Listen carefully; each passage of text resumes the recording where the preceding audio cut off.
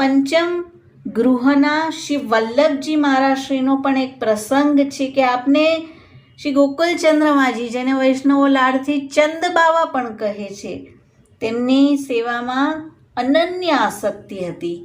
સેવ્ય નિધિને છોડીને ક્યાંય પધારતા નહીં, પણ એકવાર આગ્રહવશ શ્રીનાથજીના શૃંગાર કરવા આપ નાથદ્વારા પધાર્યા. શૃંગાર તો શ્રીનાથજીનો કરતા હતા, પરંતુ તે વખતે ચિત્ત તો શ્રી ચંદબાવામાં જ હતું.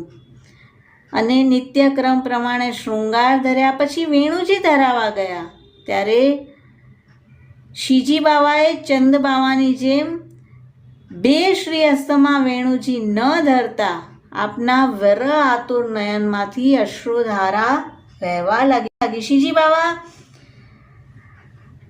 ના હસ્તમાં ઉપર તરફ વેણુજી ધરવામાં આવે છે અને ચંદબાવા બંને હસ્તમાં વેણુજી ધરે છે અને સતત વેરહાતુર થયા છે. ચંદબાવા માટે નેત્રમાંથી અશ્રુધારા વહેવા લાગી અને ભક્તવત્સલ શ્રીજી બાવા આ સહન ન કરી શક્યા.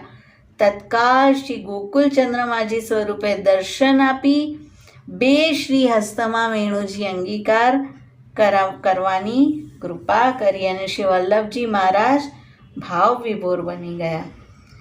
એટલું બધું સુંદર છે આ સ્વરૂપ અને એટલા આસક્ત કરી લે છે. નારાયણદાસ બ્રહ્મચારીને પણ કર્યા છે અને અત્યારે પણ આ વલ્લભજી મહારાજશ્રીનો આ પ્રસંગ છે.